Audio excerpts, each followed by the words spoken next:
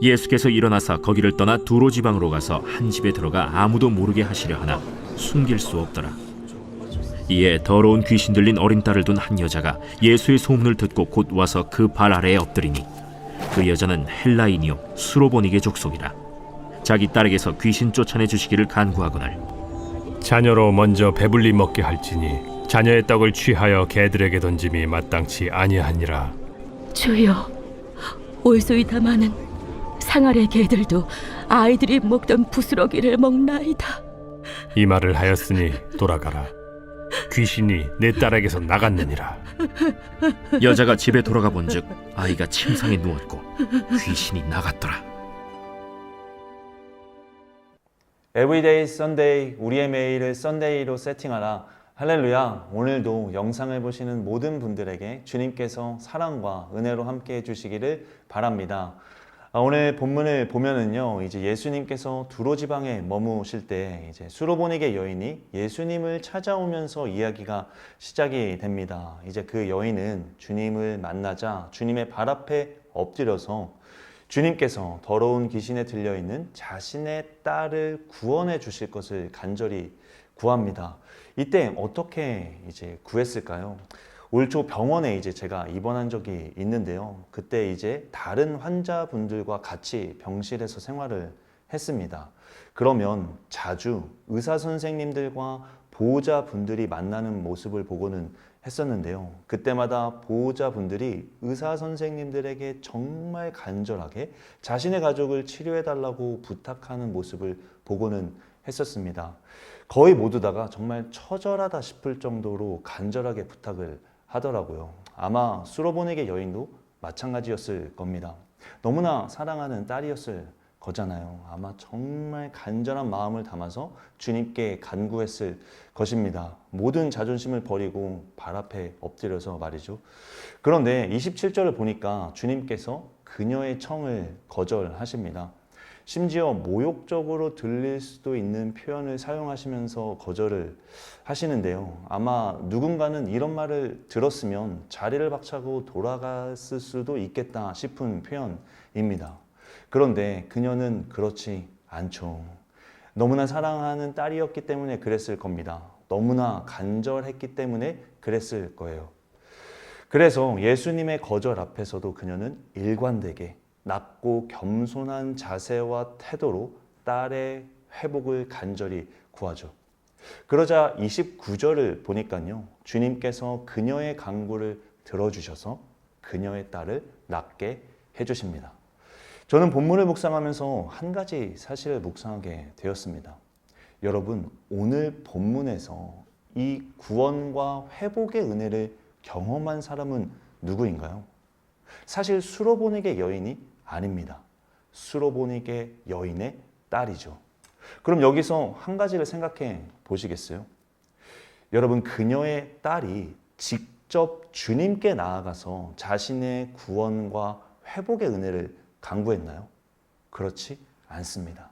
딸이 아니라 어머니가 예수님께 나아갔고 어머니가 딸의 구원과 회복의 은혜를 주실 것을 주님께 간구하였습니다. 그랬더니 예수님께서 자신에게 나아오지도 않았던 딸에게 구원과 회복의 은혜를 부어 주시죠. 그럼 이 사실이 가지는 의미는 무엇이겠어요? 내가 하나님께 나아가서 특정 대상을 위한 은혜를 구할 때 비록 그 대상이 하나님께 직접 간구하지 않았음에도 불구하고 하나님께서는 나의 간구를 들으시고 그 대상에게 은혜를 베풀어 주실 수 있다는 것이죠. 예를 들면 나의 자녀가 하나님께 나아가지 않았음에도 불구하고 내가 하나님께 나아가서 자녀에게 하나님께서 은혜 베풀어 주실 것을 간구할 때 하나님께서는 나의 간구를 들으시고 하나님께 나아가지 않은 나의 자녀에게 은혜를 베풀어 주실 수 있다라는 것입니다. 그리고 여기서 한 가지만 생각해 보시겠어요? 하나님께 나아가 간구하는 것은 무엇을 의미하나요? 기도입니다. 그럼 이 모든 것을 종합하면 어떤 사실이 정리가 되는 건가요? 하나님께서는 나의 기도를 들으시고 하나님께 나아가지 않은 자에게 은혜를 공급하시기도 한다는 것입니다. 바꿔 말하면 나의 기도로 인해서 하나님께 나아가지 않은 누군가도 하나님의 은혜를 공급받을 수 있다는 것이죠. 저는 이것이 바로 중보기도가 가진 놀라운 사실이라고 생각합니다.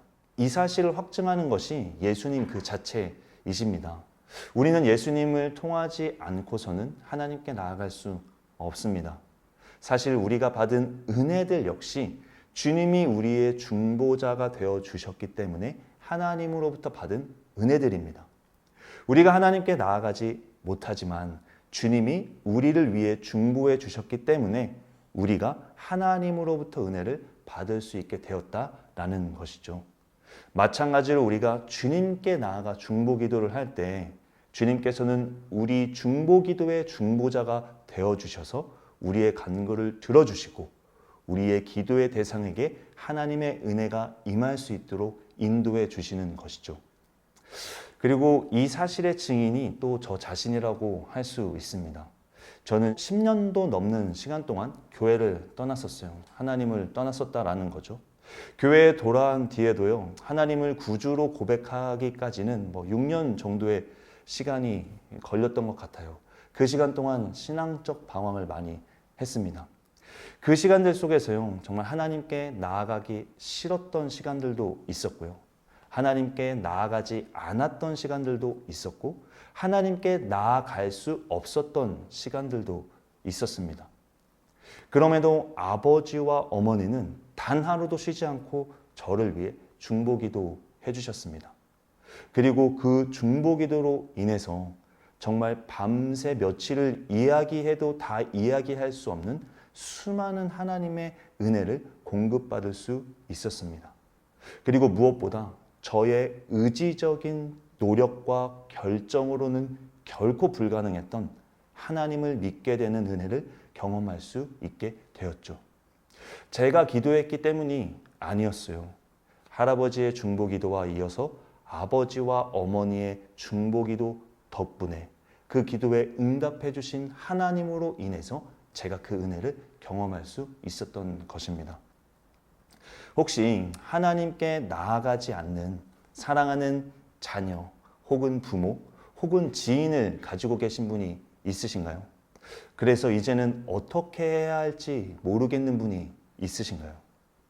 긴 시간 동안 이런저런 노력을 해보아도 하나님께 나아가지 않는 시간이 너무 길어져서 낙담하며 중보기도를 포기해 버렸거나 혹은 포기해야 하는 것은 아닌가 하는 생각을 지금 가지고 계신 분이 있으신가요? 여러분, 하나님께서는 나의 기도를 들으시고 그들에게 은혜를 베풀어 주실 수 있는 분이십니다.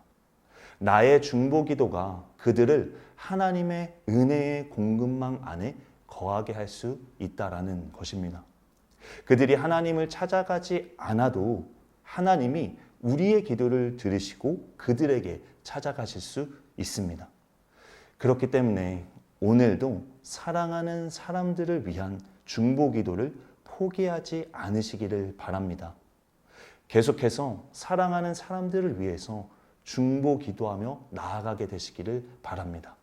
그렇다면 하나님께서 가장 정확한 때에 우리의 기도에 응답하셔서 우리의 기도의 대상자들에게 하나님의 정확한 은혜를 공급해 주실 것을 믿습니다. 기도하겠습니다. 주님, 사랑하는 사람들이 주님께 나아가지 않아 너무나 낙담될 때가 너무나 많습니다. 그러나 주님, 이 중보 기도의 힘을 의지하며 주님께 그들을 의탁드립니다. 주님께서 그들을 찾아가 주시고 그들을 만나 주시고 그들과 함께 해 주셔서 그들이 하나님의 은혜 안에 거하게 하여 주시옵소서. 다시 한번 그들을 주님께 의탁드리며 지금도 살아계셔서 우리의 중보 기도에 선하게 응답하시는 예수 그리스도의 이름으로 기도드렸습니다. 아멘.